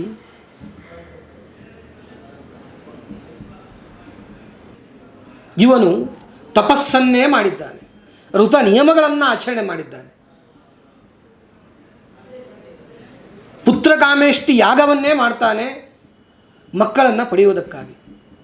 ಇಷ್ಟೆಲ್ಲ ತಪಸ್ಸು, ಇಷ್ಟೆಲ್ಲ ಯಾಗ ಯಜ್ಞ, ಪುತ್ರಕಾಮೇಷ್ಟಿಯಂತಹ ಮಹತ್ತರವಾದಂತಹ ಯಾಗಗಳನ್ನು ಮಾಡಿ ಪಡೆದದ್ದು ಯಾವಾಗ ಮಕ್ಕಳನ್ನು ಅಂತ ನೋಡಿದರೆ ಅವನ ಜೀವನದ ಕೊನೆಯ ಅವಧಿಯಲ್ಲಿ ಮಕ್ಕಳನ್ನು ಪಡಿತಾ ಇದ್ದಾನೆ ದಶರಥ. ನಮಗೆ ನಿಮಗೇನಾದರೂ ಕೂಡ ಮಕ್ಕಳು ಮದುವೆಯಾಗಿ 4-5 ವರ್ಷದ ಅಲ್ಲಿ ಆಗದೇ ಇದ್ದರೆ ನಿಧಾನವಾಗಿ ಮಕ್ಕಳಾಗಿ ಆಗಿರ್ತಕ್ಕಂತಹ 2-3 ಹೆಣ್ಣು ಮಕ್ಕಳ ನಂತರದಲ್ಲಿ 1-2-3 ಹೆಣ್ಣು ಮಕ್ಕಳ ನಂತರದಲ್ಲಿ ಗಂಡು ಮಗು ಹುಟ್ಟಿಬಿಟ್ರೆ ಏನು ಸಂಭ್ರಮ ನಮಗೆ. ಅಂತಹದ್ದು ಇಷ್ಟೆಲ್ಲ ತಪಸ್ಸನ್ನು ಯಾಗವನ್ನು ಮಾಡಿ ಕೊನೆಯ ಕಾಲದಲ್ಲಿ ಪಡಿತಾ ಇದ್ದಾನೆ ಮಕ್ಕಳನ್ನು. ಅಂತಹ ಮಕ್ಕಳನ್ನು, ಅದರಲ್ಲೂ ಶ್ರೀರಾಮಚಂದ್ರನನ್ನು ಕಳಿಸಿಕೊಡಿ ಅಂತ ಕೇಳಿದಾಗ ದಶರಥನ ಸ್ಥಿತಿ ಹೇಗಿರಬಹುದು? ನಿಮ್ಮ ಮಕ್ಕಳನ್ನು ಶಾಸ್ತ್ರಾಧ್ಯಯನಕ್ಕೆ, ಶಾಸ್ತ್ರಾಭ್ಯಾಸಕ್ಕೆ ಗುರುಕುಲಗಳಿಗೆ, ಆಚಾರ್ಯರ ಹತ್ತಿರ, ವಿದ್ಯಾಪೀಠಗಳಿಗೆ ಕಳಿಸಿಕೊಡಿ ಅಂದರೆ ಸುಲಭವಾಗಿ ಒಪ್ಪುವ ಸ್ಥಿತಿಯಲ್ಲಿ ನಾವಿರುವುದಿಲ್ಲ. ಇಂತಹ ಪ್ರಸಂಗದಲ್ಲಿ ವಿಶ್ವಾಮಿತ್ರರು ಕರಿತಾ ಇರತಕ್ಕಂಥದ್ದು ರಾಮನನ್ನು, ವಿಶ್ವಾಮಿತ್ರರು ಕರೆದುಕೊಂಡು ಹೋಗ್ತಾ ಇರತಕ್ಕಂಥದ್ದು ರಾಮ ಲಕ್ಷ್ಮಣರನ್ನು ಕೇವಲ ಒಂದು ಆಚಾರ್ಯರ ಬಳಿ ಅಲ್ಲ, ಕೇವಲ ಒಂದು ಗುರುಕುಲಕ್ಕೆ ಅಲ್ಲ, ಕೇವಲ ವಿದ್ಯಾಪೀಠಕ್ಕೆ ಮಾತ್ರ ಅಲ್ಲ, ಒಂದು ಅಧ್ಯಯನಕ್ಕೆ ಅಲ್ಲವೇ ಅಲ್ಲ, ಒಂದು ಸನ್ಮಾನಕ್ಕಂತೂ ಅಲ್ಲವೇ ಅಲ್ಲ. ಕರೆದುಕೊಂಡು ಹೋಗ್ತಾ ಇರತಕ್ಕಂಥದ್ದು ದಟ್ಟವಾದ ಅರಣ್ಯಕ್ಕೆ. ಅರಣ್ಯದ ಮಧ್ಯದಲ್ಲಿ ಬೇಕಾದಷ್ಟು ದುಷ್ಟ ಪಶು ಮೃಗಾದಿಗಳು, ಅರಣ್ಯದಲ್ಲಿ ಆ ಪ್ರಸಂಗ, ಅರಣ್ಯದಲ್ಲಿ ದುಷ್ಟ ಮೃಗಾದಿಗಳು ಇರಬಹುದು ಅಂದರೆ ಭಯ ಆಗುತ್ತೆ ನಮಗೆ. ಇರತಕ್ಕಂಥದ್ದು ಅಲ್ಲದೇನೆ ದುಷ್ಟರಾದಂತಹ, ದೈತ್ಯರಾದಂತಹ ಸಾತ್ವಿಕ ಕಾರ್ಯಗಳಿಗೆ, ಧರ್ಮ ಕಾರ್ಯಕ್ಕೆ ವಿಘ್ನವನ್ನೇ ಉಂಟು ಮಾಡತಕ್ಕಂತಹ ವಿಶ್ವಾಮಿತ್ರಾದಿ ಮೊದಲಾದ ಮಹರ್ಷಿಗಳು ಮಾಡ್ತಕ್ಕಂತಹ ಸಾಧನೆಗೆ ಭಂಗವನ್ನು ತರತಕ್ಕಂತಹ ಸುಬಾಹು ಮಾರೀಚರೇ ಮೊದಲಾದಂತಹ ದುಷ್ಟ ಶಕ್ತಿಗಳು, ದುಷ್ಟ ಜನರು ಇರೋ ಸ್ಥಳಕ್ಕೆ ಅವರ ಸಂಹಾರಕ್ಕಾಗಿಯೇ ಕರೆದುಕೊಂಡು ಹೋಗ್ತಾ ಇದ್ದಾರೆ. ಎಂತಹ ಪ್ರಸಂಗ ಬಂದಿರಬಹುದು ದಶರಥನಿಗೆ. ಅದಕ್ಕೆ ಅವನು ನಿರುತ್ತರನಾಗಿ ಇರ್ತಾನೆ, ಮಾತನಾಡುವುದಿಲ್ಲ. ಒಂದು ವೇಳೆ ಅವನು ತಪ್ಪಿಸಿಕೊಳ್ಳುವ ಪ್ರಸಂಗನೇ ಇತ್ತು ಅಂತಂದರೆ ನಾನು ಒಪ್ಪಬಹುದು, ಅವರ ತಾಯಿ ಹೋಗ್ತಾರ, ಕೌಸಲ್ಯ ಸುಮಿತ್ರೆಯರು ಅವ್ರ ತಾಯಂದಿರು, ಅಥವಾ ಬಾಲಕನ ಒಪ್ಪಿಗೆ ಇದೆನಾ ಅಂತ ಏನೆಲ್ಲ ಕೇಳಬಹುದಾಗಿತ್ತು. ಆ ಸಂಕಷ್ಟದಲ್ಲಿ ಸಿಲುಕಿ ನಿರುತ್ತರನಾಗಿ ಇದ್ದ ದಶರಥ ಮಹಾರಾಜ ಒಂದು ಕಡೆಗಾದರೆ, ಇನ್ನೊಂದು ವಿಶ್ವಾಮಿತ್ರರ ಪ್ರಸಂಗ. ವಿಶ್ವಾಮಿತ್ರರು ಅಯೋಧ್ಯೆಗೆ ಬಂದಿದ್ದಾರೆ, ದಶರಥನ ಭೇಟಿಯಾಗಿದೆ, ವಿಷಯ ಪ್ರಸ್ತಾವನೆಯನ್ನು ಮಾಡಿದ್ದಾರೆ. ಇದೆಲ್ಲವೂ ರಾಮ ಲಕ್ಷ್ಮಣರ ಸಮ್ಮುಖದಲ್ಲಿ ನಡೀತಾ ಇರತಕ್ಕಂಥ ಈ ಪ್ರಸಂಗದಲ್ಲಿ ನಾವು ಅರ್ಥ ಮಾಡಿಕೊಳ್ಳಬೇಕಾಗಿರ್ತಕ್ಕಂಥ ಒಂದು ವಿಶಿಷ್ಟವಾದಂತಹ ವಿಷಯ ಅಂದರೆ, ನೋಡ್ರಿ ಎಂತಹ ಕ್ಷತ್ರಿಯ ಬಲ, ಕ್ಷಾತ್ರ ಬಲ, ಬ್ರಹ್ಮಾಸ್ತ್ರವೇ ಮೊದಲಾದಂತಹ ಅಸ್ತ್ರವನ್ನು ಹೊಂದಿದ ವಿಶ್ವಾಮಿತ್ರರು ಏನೆಲ್ಲ ಇನ್ನೂ ಹೆಚ್ಚಿನ ಹಠ ಮಾಡಿ ಈ ಕ್ಷಾತ್ರ ಧರ್ಮದಿಂದಲೇ ನಾನು ಈ ಯಾವ ಕಾಮಧೇನುವನ್ನು ಪಡಿತೇನೆ ಅನ್ನುವ ಪ್ರತಿಜ್ಞೆ ಮಾಡಬಹುದಾಗಿತ್ತು. ಅದನ್ನು ಮಾಡಲಿಲ್ಲ. ಆವಾಗ ಅವರು ವಿಶ್ವಾಮಿತ್ರ ಬಾಯಿಂದ ಬಂದಂತಹ ಮಾತು ಎಂತಹದ್ದು? ದಿಗ್ಬಲಂ, ಮೊದಲೇ ಹೇಳಿದ ಹಾಗೆ ದಿಗ್ಬಲಂ ಕ್ಷತ್ರಿಯ ಬಲಂ ಬ್ರಹ್ಮತೇಜೋ ಬಲಂ ಬಲಂ ಎಂಬುದಾಗಿ. ಕ್ಷಾತ್ರ ಧರ್ಮವನ್ನು ತ್ಯಜಿಸ್ತೇನೆ, ಇನ್ನು ಮುಂದೆ ನಾನು ಬ್ರಹ್ಮ ಬಲವನ್ನು ಪಡಿತೇನೆ, ಬ್ರಹ್ಮ ತೇಜಸ್ಸನ್ನು ಪಡಿತೇನೆ, ಬ್ರಹ್ಮ ಜ್ಞಾನವನ್ನು ಮಾಡಿಕೊಳ್ತೇನೆ ಎಂಬುದಾಗಿ ಮಾಡಿದ ಸಂಕಲ್ಪ, ತೊಟ್ಟ ಪಣ, ಆ ಬ್ರಹ್ಮಜ್ಞಾನಕ್ಕಾಗಿ, ಬಲಕ್ಕಾಗಿ, ತೇಜಸ್ಸಿಗಾಗಿ ಪಟ್ಟ ಶ್ರಮ ಫಲಿಸಿ ಇವತ್ತು ಸಾಕ್ಷಾತ್ ಪರಬ್ರಹ್ಮನಾದಂತಹ ರಾಮಚಂದ್ರ ದೇವರ ಮುಂದೆಯೇ ಬಂದು ಕುಳಿತಿದ್ದಾರೆ. ಅಯೋಧ್ಯೆಗೆ ಬಂದಿದ್ದಾರೆ, ರಾಮ ರಾಜ್ಯಕ್ಕೆ ಬಂದಿದ್ದಾರೆ ಅಲ್ವಾ? ಎಂತಹ ಶ್ರಮ ಇರಬೇಕು, ಎಂತಹ ಹಠ ಇರಬೇಕು ಅವರಲ್ಲಿ. ಬ್ರಹ್ಮಜ್ಞಾನವನ್ನು ಪಡೆಯುವುದಕ್ಕಾಗಿ ಅವರು ತೊಟ್ಟ ಶ್ರಮ ಎಂತಹದ್ದು ಅಂತ ನಾವು ಇದರಿಂದ ವಿಚಾರ ಮಾಡಬೇಕು.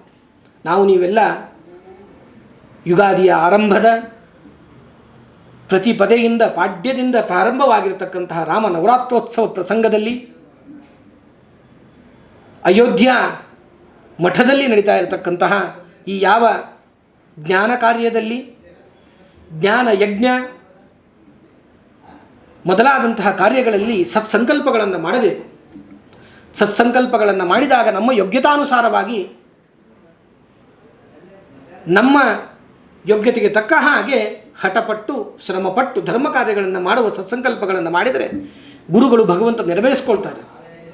ಅವತ್ತು ಮಾಡಿದ್ದು ವಿಶ್ವಾಮಿತ್ರರ ಸಂಕಲ್ಪ, ಅದನ್ನು ನೆರವೇರಿಸಿದ್ದು ಅವನಲ್ಲಿರತಕ್ಕಂತಹ ಶ್ರಮ, ಭಗವಂತನ ಸಂಪೂರ್ಣವಾದಂತಹ ದಯೆ. ಅದರಿಂದ ಕೇವಲ ಬ್ರಹ್ಮಜ್ಞಾನವನ್ನು, ಬಲವನ್ನು, ತೇಜಸ್ಸನ್ನು ಪಡೆದದ್ದಲ್ಲ, ಅವರು ಪರಬ್ರಹ್ಮನನ್ನೇ ಪಡಿತಾ ಇದ್ದಾರೆ. ಶಾಸ್ತ್ರ ತಿಳಿಸ್ತದೆ, ದೊಡ್ಡ ಅಪರೋಕ್ಷ ಜ್ಞಾನಿಗಳಿಗೆ ಅಪರೋಕ್ಷ ಜ್ಞಾನ ಸಂಪೂರ್ಣವಾದ ನಂತರದಲ್ಲಿ ಕ್ಷಣಕಾಲ ಮಾತ್ರ ಒಂದು ಸಣ್ಣ ಮಿಂಚಿನ ಹಾಗೆ ಭಗವಂತನ ದರ್ಶನ ಅಂತಕ್ಕಂಥದ್ದಾಗ್ತಾ ಇದೆ ಎಂಬುದಾಗಿ ಹೇಳ್ತಾ ಇದ್ದಾರೆ. ಅಪರೋಕ್ಷ ಜ್ಞಾನ ಆಗೋದಂದ್ರೇನು? ಮುಂದಿನ ದಿನಗಳಲ್ಲಿ ಯಾವುದೇ ವಿಧವಾದಂತಹ ದುಃಖ, ಕಷ್ಟ, ಕಾರ್ಪಣ್ಯಗಳೇ ಇಲ್ಲದೇ ಇರತಕ್ಕಂತಹ ಮೋಕ್ಷ ಅಂತಕ್ಕಂಥದ್ದು ದೊರಕುವುದು ಅಪರೋಕ್ಷ ಜ್ಞಾನ ನಂತರದಲ್ಲಿ. ಅಂತಹ ಅಪರೋಕ್ಷ ಜ್ಞಾನಿಗಳಿಗೆ ಕ್ಷಣಾರ್ಧದಲ್ಲಿ ಮಿಂಚಿನ ಹಾಗೆ ಭಗವದ್ ದರ್ಶನ ಆಗೋದಿಲ್ಲಿ. ವಿಶ್ವಾಮಿತ್ರರಿಗೆ ಆಗಿರತಕ್ಕಂತಹ ಪರಬ್ರಹ್ಮನ ರಾಮಚಂದ್ರ ದೇವರ ಪ್ರಾಪ್ತಿ ಇನ್ನೆಲ್ಲಿ ಅಲ್ವಾ? ಇಂತಹ ಗೊಂದಲದಲ್ಲಿ ಇರತಕ್ಕಂತಹ ದಶರಥನಿಗೆ ಇಕ್ಷ್ವಾಕು ವಂಶದ ಕುಲಪುರೋಹಿತರಾದಂತಹ ಯಾವ ವಸಿಷ್ಠರು ಬರ್ತಾ ಇದ್ದಾರೆ, ಬಂದು ಹೇಳ್ತಾ ಇದ್ದಾರೆ, ನಿನಗೆ ಸಂದೇಹ ಬೇಡ, ಸರ್ವಥಾ ಸಂದೇಹ ಬೇಡ, ವಿಶ್ವಾಮಿತ್ರರ ಒಟ್ಟಿಗೆ ನೀನು ನಿನ್ನ ಮಕ್ಕಳನ್ನು ಕಳಿಸಿಕೊಡು ಅವಶ್ಯವಾಗಿ. ನಿನ್ನ ಮಕ್ಕಳು ಸಾಮಾನ್ಯ ಮಕ್ಕಳು ಸರ್ವಥಾ ಅಲ್ಲ. ಮತ್ತು ನೀನು ಕಳಿಸಿಕೊಡ್ತಾ ಇರತಕ್ಕಂತಹ ಯಾವ ವ್ಯಕ್ತಿ ಇದ್ದಾರೆ ವಿಶ್ವಾಮಿತ್ರರು, ಅವರೂ ಸಾಮಾನ್ಯರಲ್ಲ.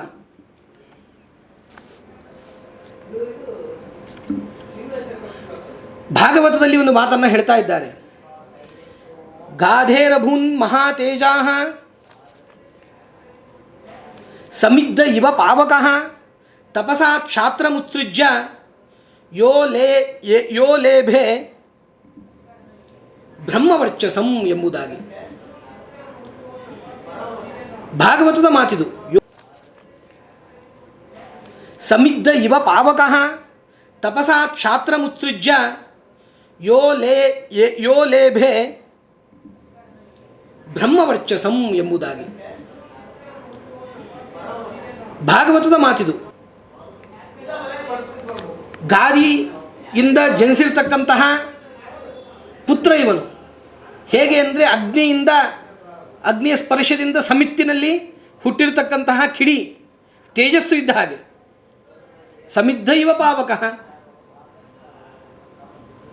ತಪಸ್ಸಿಗಾಗಿ ಕ್ಷಾತ್ರ ಧರ್ಮವನ್ನೇ ತ್ಯಜಿಸಿ ಬ್ರಹ್ಮಜ್ಞಾನವನ್ನು ಪಡೆದಂತಹ ಮಹಾವ್ಯಕ್ತಿ, ಅಂತಹವನ ಜೊತೆಗೆ ನಿನ್ನ ಮಕ್ಕಳನ್ನು ಕಳಿಸಿಕೊಡ್ತಿದ್ದೀಯಾ, ಅವಶ್ಯವಾಗಿ ಕಳಿಸಿಕೊಡು ಎಂಬುದಾಗಿ ಹೇಳ್ತಾ ಇದ್ದಾರೆ. ಆವಾಗ ನಿರಾತಂಕವಾಯಿತು ವಸಿಷ್ಠರಿಗೆ. ಗುರುಗಳು, ಕುಲಪುರೋಹಿತರು ಅವರು ಹೇಳಿದ ಮಾತಿನ ಮೇಲೆ ವಿಶ್ವಾಸವನ್ನು ಇಟ್ಟು ವಿಶ್ವಾಮಿತ್ರರ ಒಟ್ಟಿಗೆ ರಾಮನನ್ನು ಕಳಿಸಿಕೊಡುವುದಕ್ಕೆ ಸಿದ್ಧರಾಗ್ತಾ ಇದ್ದಾರೆ. ದಶರಥ ಮಹಾರಾಜರು ದಾಶರಥಿಯನ್ನು ಕಳಿಸಿಕೊಡೋದಕ್ಕೆ ಸಿದ್ಧರಾಗ್ತಾ ಇದ್ದಾರೆ. ಆಗ ಲಕ್ಷ್ಮಣ ಹೇಳ್ತಾನೆ, ಅಣ್ಣ ನಾನು ಬರ್ತೇನೆ. ರಾಮ ಹೇಳ್ತಾನೆ, ನೋಡಪ್ಪ, ಇಲ್ಲಿವರೆಗೂ ಹೋಗಿದ್ವಲ್ಲ, ಬಾಲಕಾಂಡದಲ್ಲಿ ನಾವು ಕೇಳಿದ ಹಾಗೆ ಗುರುಕುಲವಾಸಕ್ಕೆ ನಾನು ಹೋಗ್ತಾ ಇಲ್ಲ. ಲೌಕಿಕವಾಗಿ ನಿಮ್ಮ ಮಕ್ಕಳನ್ನೆಲ್ಲೋ ಕಳಿಸ್ತೀವಲ್ಲ, ಪಿಕ್ನಿಕ್ಕಿಗೆ, ಮತ್ತೊಂದು ಕಡೆಗೆ, ಮನೋರಂಜನಾ ಸ್ಥಳಗಳಿಗೆ ಹೋಗ್ತಾ ಇಲ್ಲ. ನಾನು ಹೋಗ್ತಾ ಇರೋದು ಕಾಡಿಗೆ, ದೈತ್ಯರಿರುವ ಸ್ಥಳಕ್ಕೆ, ದೈತ್ಯರನ್ನು ಸಂಹಾರ ಮಾಡುವುದಕ್ಕೆ ಅಂತ ಹೇಳಿದಾಗ ಅಲ್ಲಿಗೂ ನಾನು ಅವಶ್ಯವಾಗಿ ಬರ್ತೇನೆ ಅಂತ ಹೇಳ್ತಾ ಇದ್ದಾರೆ ಲಕ್ಷ್ಮಣರು. ವಿಶೇಷವಾಗಿ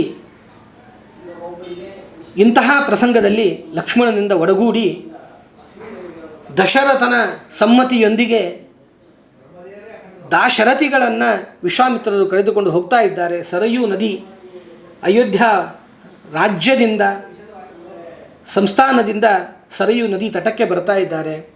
ಸರಯೂ ನದಿ ತಟದಲ್ಲಿ ವಿಶೇಷವಾಗಿ ವಿಶ್ವಾಮಿತ್ರರು ರಾಮ ಲಕ್ಷ್ಮಣರಿಗೆ, ದಾಶರಥಿಗಳಿಗೆ ಮಂತ್ರೋಪದೇಶವನ್ನು ಮಾಡ್ತಾ ಇದ್ದಾರೆ. ಎಂತಹ ವಿಶೇಷ ಪ್ರಸಂಗ ನೋಡಿ. ಧರ್ಮಶಾಸ್ತ್ರ ತಿಳಿಸ್ತಾ ಇದೆ, ಎಲ್ಲ ವೇದಗಳು ತಿಳಿಸ್ತಾ ಇದೆ, ಅಪೌರುಷೇಯವಾದ ವೇದಗಳು ಹೇಳ್ತಾ ಇದೆ.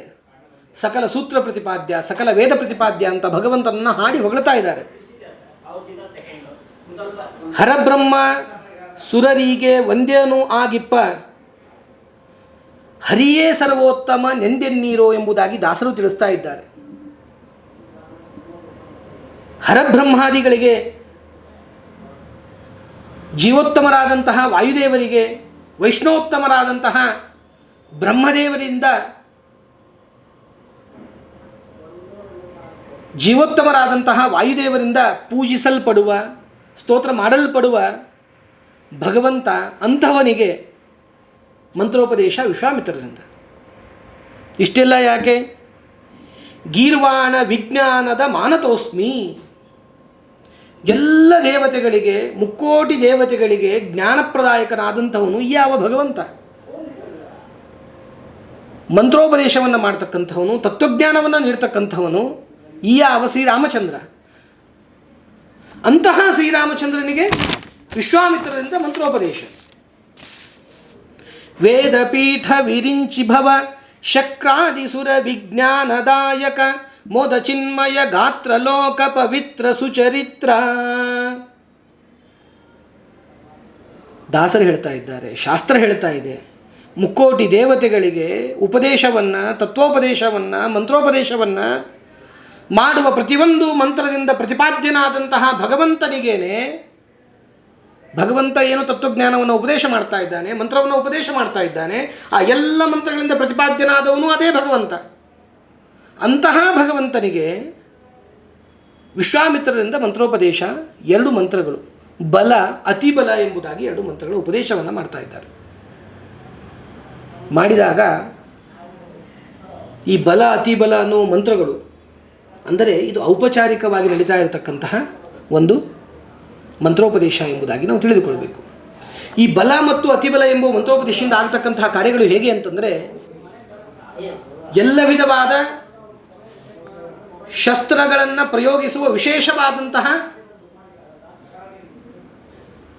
ಒಂದು ಜ್ಞಾನವನ್ನು ಕೊಡುವುದು ಅಲ್ಲದೇನೆ ಮುಖ್ಯವಾಗಿ ಬಲ ಅತಿಬಲ ಮಂತ್ರಗಳ ಉಪದೇಶದ ಹಿನ್ನೆಲೆ ಏನಂತಂದರೆ ಶತ್ರುಗಳ ಮುಂದೆ ಯುದ್ಧಕ್ಕೆ ನಿಂತಾಗ ನಮ್ಮಲ್ಲಿ ಹಸಿವು ಬಾಯಾರಿಕೆ ನೀರಡಿಕೆಗಳು ಆಗಬಾರದು ಯಾವುದೇ ಕಾರಣದಿಂದಲೂ ಕೂಡ. ಅಂತಹ ಒಂದು ವಿಶೇಷವಾದಂತಹ ಶಕ್ತಿ ಬರಲಿ ಎಂಬುದಕ್ಕಾಗಿ ಮುಂದೆ ಹೋಗ್ತಾ ಇರೋದು ಎಂತಹ ಕಾರ್ಯಕ್ಕೆ ಅವರು ಸುಬಾಹು ಮಾರೀಚರನ್ನು ಕೊಲ್ಲುವುದಕ್ಕಾಗಿ, ಸಂಹಾರ ಮಾಡುವುದಕ್ಕಾಗಿ. ಅಂತಹ ಪ್ರಸಂಗದಲ್ಲಿ ಯುದ್ಧದಲ್ಲಿ ನಿಮಗೆ ಹಸಿವು ಬಾಯಾರಿಕೆ ನೀರಡಿಕೆಗಳು ಆಗಬಾರದು ಎಂಬುದಕ್ಕಾಗಿ ಮಂತ್ರಗಳನ್ನು ಉಪದೇಶ ಮಾಡ್ತಾರಂತೆ. ಭಗವಂತನಿಗೆ ಸ್ವಭಾವತಃ ನಮ್ಮ ನಿಮ್ಮ ಥರ ಆ ಥರದ ಹಸಿವು ಬಾಯಾರಿಕೆ ನೀರಡಿಕೆಗಳು ಇಲ್ಲವೇ ಇಲ್ಲ.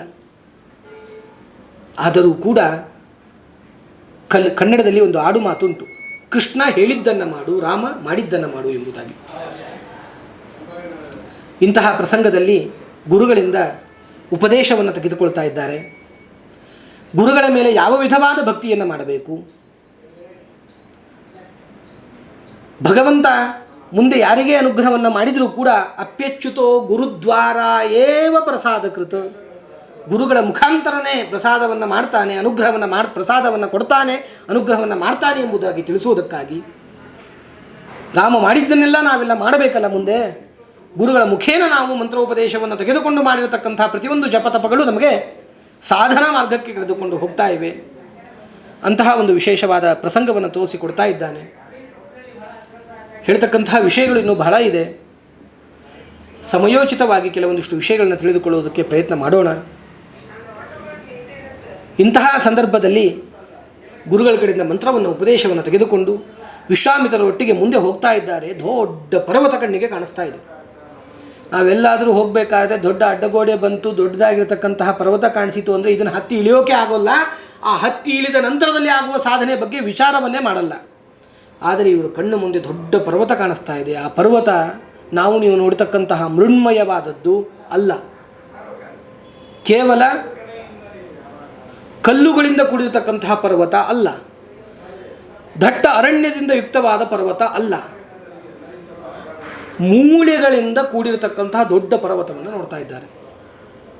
ಏನಿದು ಪರ್ವತ ಎಂಬುದಾಗಿ ಪ್ರಶ್ನೆ ಮಾಡಿದಾಗ ಶ್ರೀರಾಮಚಂದ್ರ ಲಕ್ಷ್ಮಣ ರಾಮರು ಪ್ರಶ್ನೆ ಮಾಡಿದಾಗ ವಿಶ್ವಾಮಿತ್ರರು ಹೇಳ್ತಾ ಇದ್ದಾರೆ ಈ ಪರ್ವತ ಹಿಂದೆ ಸುಕೇತ ಎಂಬುವ ಒಬ್ಬ ಯಕ್ಷ ಇದ್ದ. ಅವನು ಈಗ ಸುಂಧ ಎಂಬುದಾಗಿ ಇದ್ದಾನೆ. ಆ ಸುಂಧನ ಪತ್ನಿಯಾಗಿರ್ತಕ್ಕಂತಹ ತಾಟಕಿ ಮನುಷ್ಯರನ್ನು ತಿಂದು ಮಾಂಸ ಭಕ್ಷಣೆಯನ್ನು ಮಾಡಿ ಅವರ ಮೂಳೆಗಳನ್ನು ಎಸೆದಂತಹ ಸ್ಥಳ ಪರ್ವತವಾಗಿ ಮಾರ್ಪಟ್ಟಿದೆ. ಇದೇ ಸ್ಥಿತಿ ಆ ಮಾರೀಚನಿಗೂ ಮುಂದೆ ಇದೆ. ಆ ತಾಟಕಿಯ ಮಗನಾದಂತಹ ಮಾರೀಚನು ಕೂಡ ಮಾಂಸಭಕ್ಷಣವನ್ನು ಮಾಡ್ತಾ ಇದ್ದಾನೆ ಅಂತ ಹೇಳಿದಾಗ ಆ ತಾಟಕಿಯ ಸಂಹಾರವನ್ನು ನೀವು ಮಾಡಬೇಕು ಎಂಬುದಾಗಿ ವಿಶ್ವಾಮಿತ್ರರು ರಾಮದೇವರಿಗೆ ಹೇಳ್ತಾ ಇದ್ದಾರೆ. ರಾಮದೇವರು ಹೇಳ್ತಾರೆ, ಇದು ಸ್ತ್ರೀಯರ ವಧೆ ಅಂತಕ್ಕಂತಹದ್ದು ಇದು ಕ್ಷಾತ್ರ ಧರ್ಮಕ್ಕೆ ವಿಹಿತವಾದದ್ದಲ್ಲ. ಸ್ತ್ರೀ ಹತ್ಯೆ ಅಂತಕ್ಕಂಥದ್ದು ಕ್ಷಾತ್ರ ಧರ್ಮಕ್ಕೆ ವಿರುದ್ಧವಾಗಿರತಕ್ಕಂಥದ್ದು ಸ್ತ್ರೀ ಹತ್ಯೆ ಅಂತಕ್ಕಂಥದ್ದು. ಆ ಕಾರಣದಿಂದಾಗಿ ಇದನ್ನು ತಾವು ನಮಗೆ ಹೇಳಬೇಡಿ, ನಾವು ಇದನ್ನು ಮಾಡುವುದಿಲ್ಲ ಎಂಬುದಾಗಿ ಹೇಳ್ತಾ ಇದ್ದಾರೆ. ಗುರುಗಳು ಹೇಳಿದರೂ ಕೂಡ ಅದು ಅವರ ಧರ್ಮಕ್ಕೆ ವಿರುದ್ಧವಾಗಿದ್ದರೆ ಅದನ್ನು ಮಾಡಬಾರದು ಎಂಬುದಾಗಿ ಧರ್ಮಶಾಸ್ತ್ರ ಕೂಡ ವಿಶೇಷವಾಗಿ ತಿಳಿಸ್ತಾ ಇದೆ. ಅದಕ್ಕೆ ನಾವು ಮಾಡುವುದಿಲ್ಲ ಅಂತ ಹೇಳಿದಾಗ ಆ ಸಂದರ್ಭದಲ್ಲಿ ವಿಶ್ವಾಮಿತ್ರ ಹೇಳ್ತಾ ಇದ್ದಾರೆ, ವಿರೋಚನನ ಪ್ರಸಂಗವನ್ನು, ಇಂದ್ರನ ಪ್ರಸಂಗವನ್ನು ಎಲ್ಲವನ್ನೂ ಸವಿಸ್ತೃತವಾಗಿ ಇವೇ ಮೊದಲಾದ ಪ್ರಸಂಗಗಳನ್ನು ಹೇಳಿ ಲೋಕಕಂಠಕರು, ಲೋಕದಲ್ಲಿ ಒಂದು ವಾತಾವರಣ ಕಲುಷಿತಗೊಳಿಸ್ತಕ್ಕಂತಹವರು ಯಾರೇ ಆಗಿದ್ದರೂ ಕೂಡ ಅವ್ರನ್ನ ಸಂಹಾರ ಮಾಡಬೇಕು. ಇದರಿಂದ ನಿಮಗೆ ಕ್ಷಾತ್ರ ಧರ್ಮದ ವಿರೋಧ ಅಂತಕ್ಕಂಥದ್ದು ಸರ್ವತಾ ಬರುವುದಿಲ್ಲ, ಆ ಕಡೆಯಿಂದ ಮಾಡಿ ಎಂಬುದಾಗಿ ಹೇಳಿದಾಗ ಅಲ್ಲಿ ತಾಟಕಿಯ ವಧೆಯನ್ನು ಮಾಡಿ ಮುಂದೆ ಸುಬಾಹು ಮಾರೀಚರ ವಧೆಯನ್ನು ಕೂಡ ಮಾಡ್ತಾ ಇದ್ದಾರೆ. ಈ ಸುಬಾಹು ಮಾರೀಚರ ತಾಟಕೀಯರ ವಧೆಯನ್ನು ಮಾಡಿರತಕ್ಕಂತಹ ಶ್ರೀ ರಾಮಚಂದ್ರ ದೇವರಿಗೆ ಜನಕ ಮಹಾರಾಜನಿಂದ ಮುಂದೆ ಆಮಂತ್ರಣ ಅಂತಕ್ಕಂತಹದ್ದು ಬರ್ತಾ ಇದೆ.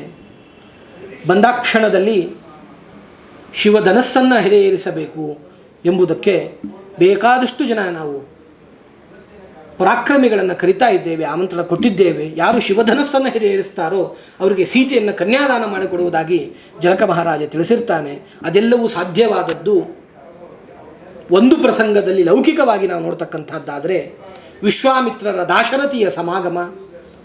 ವಿಶ್ವಾಮಿತ್ರರ ಜೊತೆ ಇರತಕ್ಕಂತಹ ದಾಶರಥಿಯನ್ನು ನೋಡಿ, ದಾಶರಥಿ ವಿಶ್ವಾಮಿತ್ರರ ಜೊತೆ ಇದ್ದಾಗ ನಡೆದಿರತಕ್ಕಂಥ ತಾಟಕೀಯ ಸಂಹಾರ, ಸುಬಾಹು ಮಾರೀಚರ ಸಂಹಾರ, ಇವುಗಳಿಂದ ಜನಕ ಮಹಾರಾಜ ಅವರಿಗೆ ಆಮಂತ್ರಣವನ್ನು ಕೊಡ್ತಾನೆ.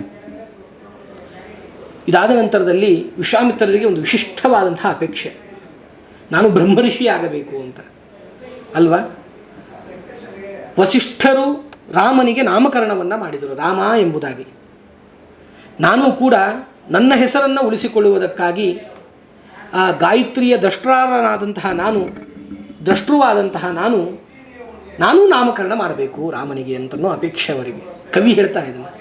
ಕವಿತ್ವದ ಶಕ್ತಿ ಎಷ್ಟು ಒಂದು ಸುಸಂದರ್ಭವನ್ನು ಯಾವ ರೀತಿಯಾಗಿ ಕವಿ ವರ್ಣನೆ ಮಾಡ್ತಾನೆ ಅನ್ನೋದನ್ನು ತಿಳ್ಕೊಳ್ಬೇಕು. ಇಂತಹ ಪ್ರಸಂಗದಲ್ಲಿ ಸುಬಾಹು ಮಾರೀಚರ ಸಂಹಾರ ನಂತರದಲ್ಲಿ ಜನಕ ಮಹಾರಾಜನ ಸಂಸ್ಥಾನಕ್ಕೆ ರಾಮಲಕ್ಷ್ಮಣರನ್ನು ಕರೆದುಕೊಂಡು ಹೋದದ್ದು ಇದೇ ವಿಶ್ವಾಮಿತ್ರರು. ಅಲ್ಲಿ ಶಿವಧನಸ್ಸನ್ನು ಏರಿಸಿ ಆ ಸೀತಾರಾಮ ಎಂಬುದಾಗಿ ರಾಮನ ಹೆಸರಿನೊಂದಿಗೆ ಸೀತೆಯ ಹೆಸರನ್ನು ಸೇರಿಸಿ, ರಾಮನೊಂದಿಗೆ ಸೀತೆಯನ್ನು ಸೇರಿಸಿ ಸೀತಾರಾಮ ಎಂಬುದಾಗಿ ಮಾಡಿದ. ಇದು ಒಂದು ಕವಿಯ ಕಲ್ಪನೆ, ಬಹಳ ಉತ್ತಮವಾದದ್ದು. ಅದಲ್ಲದೇನೆ ಈ ಯಾವ ವಿಶ್ವಾಮಿತ್ರರು ತಪಸ್ಸನ್ನು ಮಾಡಿ ಬ್ರಹ್ಮಜ್ಞಾನ, ಬ್ರಹ್ಮಬಲ, ಬ್ರಹ್ಮ ತೇಜಸ್ಸಿಗಾಗಿ ತಪಸ್ಸನ್ನು ಮಾಡಿದಾಗ ಬ್ರಹ್ಮದೇವರು ಬಂದು ನೀನು ಬ್ರಹ್ಮರ್ಷಿ ಆಗಿದ್ದಿ ಅಂತ ಹೇಳಿದರೆ ಅವನು ಒಪ್ಪೋದಿಲ್ಲ. ನೀನು ಹೇಳಿದರೆ ನಾನು ಒಪ್ಪೋದಿಲ್ಲ ಅಂತ ಹೇಳ್ತಾರೆ ವಿಶ್ವಾಮಿತ್ರರು. ಎಂಥ ಪ್ರಸಂಗಪ್ಪ, ಬ್ರಹ್ಮರ್ಷಿ ಆಗಿದ್ದಿ ಅಂತ ನಾನು ಹೇಳಿದ್ರೇ ಆದ ಹಾಗೆ ನೀನು ಅಂತ. ಅದು ಬೇಕಿಲ್ಲ ನನಗೆ. ನನಗೆ ವಿಶ್ವಾಮಿತ್ರರೇ, ಈ ವಿಶ್ವಾಮಿತ್ರರು ಹೇಳ್ತಾ ಇದ್ದಾರೆ ನನಗೆ ವಸಿಷ್ಠರೇ ನೀನು ಬ್ರಹ್ಮರ್ಷಿ ಎಂಬುದಾಗಿ ಒಪ್ಪಬೇಕು ಅಂತ. ಅಂದರೆ ವಸಿಷ್ಠರ ಒಂದು ವಿಶೇಷವಾದಂತಹ ಅನುಗ್ರಹ ನಮ್ಮ ಮೇಲೆ ಆಗಲಿ ಎಂಬುದಾಗಿ ಆ ಸಂದರ್ಭದಲ್ಲಿ ವಸಿಷ್ಠರು ಒಪ್ಪಿದರೆ ಮಾತ್ರ ನಾನು ಬ್ರಹ್ಮರ್ಷಿ ಆದಾಗಿ ಅಂತ ವಿಶೇಷವಾಗಿ ತಿಳಿಸ್ತಾ ಇದ್ದಾರೆ. ಇಂತಹ ರಾಮನವರಾತ್ರೋತ್ಸವದ ಮಹಾಪರ್ವಕಾಲದಲ್ಲಿ ಒಂದು ಚಿಕ್ಕ ವಾಕ್ಸೇವೆಯನ್ನು ಮಾಡುವುದಕ್ಕಾಗಿ ಅವಕಾಶ ಕೊಟ್ಟಿರತಕ್ಕಂತಹ ಈ ಯಾವ ಪ್ರವಚನ ಮಾಲಿಕೆಯ ಅಯೋಧ್ಯ ಉತ್ತರಾದಿ ಮಠದಲ್ಲಿ ನಡೀತಾ ಇರತಕ್ಕಂತಹ 9 ದಿನಗಳಲ್ಲಿ ನಡೀತಾ ಇರತಕ್ಕಂತಹ ಜ್ಞಾನ ಕಾರ್ಯದ ಹೋಮ ಹವನವೇ ಮೊದಲಾದಂತಹ ಸಂಪೂರ್ಣ ಯಜ್ಞ ಯಾಗಾದಿ ಕಾರ್ಯಗಳ ನಿರ್ವಾಹಕರಾಗಿರ್ತಕ್ಕಂತಹ ನಮ್ಮ ವಿದ್ಯಾಪೀಠದವರೇ ಆದಂತಹ ನಮಗೆ ಆತ್ಮೀಯರಾದಂತಹ ಪೂರ್ಣಪ್ರಜ್ಞಾಚಾರ್ಯರಿಗೆ ನಾವು ಈ ಸಂದರ್ಭದಲ್ಲಿ ಕೃತಜ್ಞತೆಯನ್ನು, ಹೃತ್ಪೂರ್ವಕ ಅಭಿನಂದನೆಗಳನ್ನು ತಿಳಿಸ್ತಾ ಇದ್ದೇವೆ. ಒಂದು ವಿಷಯ ನೋಡಿ, ಇಲ್ಲಿ ನಮಗೆ ಕೊಟ್ಟಿರತಕ್ಕಂತಹ ವಿಷಯ ವಿಶ್ವಾಮಿತ್ರರ ಜೊತೆ ದಾಶರಥಿ. ಈ ಥರದ ಪ್ರಸಂಗಗಳು ಮೊನ್ನೆ ನಮ್ಮ ಮಳಖೇಡದಲ್ಲಿ ಟೀಕಾಕೃತ್ಪಾದರ ಮೂಲ ಬೃಂದಾವನ ಸನ್ನಿಧಾನದಲ್ಲಿ ಸುಧಾಮಂಗಳವನ್ನು ಮಾಡಿಕೊಂಡು ಇಂದಿನ ಅಯೋಧ್ಯ ಮಠದ ವ್ಯವಸ್ಥಾಪಕರಾಗಿರ್ತಕ್ಕಂಥ ಪೂರ್ಣಪ್ರಜ್ಞಾಚಾರ್ಯರ ವಿಷಯದಲ್ಲಿ 1-2 ಸಾಮ್ಯಗಳನ್ನು ನಾವು ದೃಷ್ಟಾಂತ ರೂಪದಲ್ಲಿ ಕಾಣಬಹುದು. ಹೇಗೆ ಅಂದರೆ, ಚಿಕ್ಕವರಿದ್ದಾಗ ಎಷ್ಟೋ ಜನ ವಿದ್ಯಾಪೀಠಕ್ಕೆ ಯಾವಾಗ ಬಿಡ್ತಾರೆ ಗೊತ್ತಾ ಮಕ್ಕಳನ್ನು? 2-3 ಲೌಕಿಕವಾದಂತಹ ಕಾರಣಗಳಿಂದ ಬಿಡ್ತಾರೆ. ಒಂದು, ಮಕ್ಕಳಿಗೆ ಓದಿಸ್ಲಿಕ್ಕಾಗದೇ ಇದ್ದರೆ, ಮಕ್ಕಳು ಬಹಳ ಉಡಾಳರು ಹಠವಾದಿಗಳಾಗಿದ್ದರೆ ವಿದ್ಯಾಪೀಠಕ್ಕೆ ಬಿಡ್ತಕ್ಕಂಥ ಪ್ರಸಂಗ. ಆದರೆ ಈ ನಮ್ಮ ಪೂರ್ಣಪ್ರಜ್ಞಾಚಾರ್ಯ ತಂದೆ ತಾಯಿಗಳೇನಿದಾರಲ್ಲ, ಅವರು ಎಲ್ಲ ವಿಧವಾದಂತಹ ಸ್ಥಿತಿಗತಿ ಉಳ್ಳವರು. ಇವರ ಅಕ್ಕಂದಿರಾದ ಮೇಲೆ ಹುಟ್ಟಿರ್ತಕ್ಕಂಥ ಒಂದು ಗಂಡು ಮಗು ಇವರು, ಪುತ್ರೋತ್ಸವ. ಇಂತಹ ಮಗನನ್ನು ಅವತ್ತು ವಿಶ್ವಾಮಿತ್ರರೊಂದಿಗೆ ದಶರಥ ಕಳಿಸಿಕೊಟ್ಟ. ಅದರಿಂದ ದುಷ್ಟರ ಸಂಹಾರವಾಯಿತು. ಇಲ್ಲಿಯೂ ಕೂಡ ಅಂದಿನ ಕಾಲದಲ್ಲಿ ನಮ್ಮ ವಿದ್ಯಾಪೀಠಕ್ಕೆ ಅವರ ತಂದೆ ತಾಯಿಗಳವರು ಆ ಪೂರ್ಣಪ್ರಜ್ಞಾಚಾರ್ಯರನ್ನು ಬಾಲಕರಾಗಿದ್ದಾಗ ಕಳಿಸಿಕೊಡ್ತಾ ಇದ್ದಾರೆ. ಅದು ಒಂದು ಕಡೆ ಆದರೆ, ಎರಡನೇ ಪ್ರಸಂಗ ಮುಂದೆ ನಾವು ಕೇಳ್ತೇವೆ. ಇದೆಲ್ಲ ಆದ ನಂತರದಲ್ಲಿ ರಾಮ ವನವಾಸಕ್ಕೆ ಹೋಗ್ತಕ್ಕಂತಹ ಪ್ರಸಂಗವನ್ನು, ಬೆಂಗಳೂರಿನಂತಹ ಅತ್ಯಾಧುನಿಕವಾದಂತಹ ಪಟ್ಟಣದಲ್ಲಿ ಬೆಳೆದು ಅಲ್ಲಿಯ ವಿದ್ಯಾಪೀಠದಲ್ಲಿ, ಅಂದರೆ ಅದು ನಮ್ಮ ವಿದ್ಯಾಪೀಠ ಅಂದರೆ ಸ್ವರ್ಗ ಸದೃಶ, ಅದು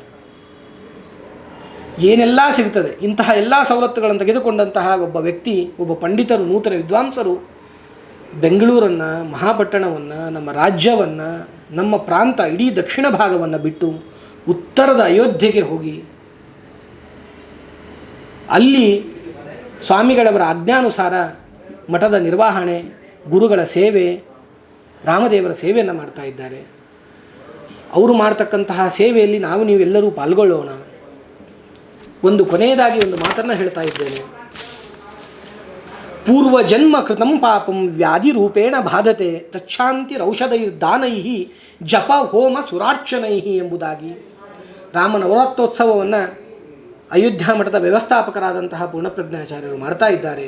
ಪ್ರತಿನಿತ್ಯದಲ್ಲಿಯೂ ಕೂಡ ಇಲ್ಲಿ ಜ್ಞಾನಯಜ್ಞ ನಡೀತಾ ಇದೆ. ಅದರೊಟ್ಟಿಗೆ ಹಲವಾರು 9 ದಿನಗಳ ಕಾಲ ಹೋಮ ಹವನಗಳು ನಡೀತಾ ಇದೆ. ಆ ಎಲ್ಲದರಲ್ಲೂ ನಾವು ಪಾಲ್ಗೊಳ್ಳೋಣ. ಶಾಸ್ತ್ರ ತಿಳಿಸಿದ ಹಾಗೆ ಪೂರ್ವಜನ್ಮದಲ್ಲಿ ಮಾಡಿರತಕ್ಕಂತಹ ಎಲ್ಲ ವಿಧವಾದ ವ್ಯಾಧಿ ಪಾಪಗಳು ತಮ್ಮ ಸಮಸ್ಯೆಗಳನ್ನು ನಾಶ ಮಾಡಿಕೊಳ್ಳೋಣ. ನೋಡಿ, ಒಂದು ಕಡೆಗೆ ಶಾಸ್ತ್ರವಚನ ಇದೆ. ಚೈತ್ರ ಮಾಸದಲ್ಲಿ ಚೈತ್ರೇತು ಸರಯುಸ್ನಾನಂ ರಾಮ ಮಾಹಾತ್ಮ್ಯ ಕೀರ್ತನಂ ಅಯೋಧ್ಯ ಪತ್ತನೇ ವಾಸಃ ತಯಂ ಅತ್ಯಂತ ದುರ್ಲಭಂ ಎಂಬುದಾಗಿ ಹೇಳ್ತಾ ಇದ್ದಾರೆ. ಚೈತ್ರ ಮಾಸ ಒಂದು ಮಾಸದಲ್ಲಿ ಸರಯೂ ನದಿಯಲ್ಲಿ ಸ್ನಾನವನ್ನು ಮಾಡ್ತಕ್ಕಂಥದ್ದು, ರಾಮ ಮಹಾತ್ಮ್ಯ ಕೀರ್ತನ. ನೋಡಿ, 9 ದಿನಗಳ ಕಾಲ ನವರಾತ್ರೋತ್ಸವದಲ್ಲಿ ಒಬ್ಬೊಬ್ಬ ವಿದ್ವಾಂಸರಿಂದ, ಶ್ರೇಷ್ಠರಾದಂತಹ ವಿದ್ವಾಂಸರಿಂದ ರಾಮ ಮಹಾತ್ಮ್ಯ ಕೀರ್ತನವನ್ನು ಮಾಡಿಸ್ತಾ ಇದ್ದಾರೆ. ಅದು ಕೂಡ ಅತ್ಯಂತ ದುರ್ಲಭ. ಅಯೋಧ್ಯ ಪತ್ತನೇ ವಾಸಃ, ಅಯೋಧ್ಯೆಯಲ್ಲಿ 1 ದಿನ ಇದ್ದರೆ ಸಾಕಂತೆ, ಅದು ಮಹತ್ತರವಾದ ಪುಣ್ಯಪ್ರದವಾಗಿದೆ.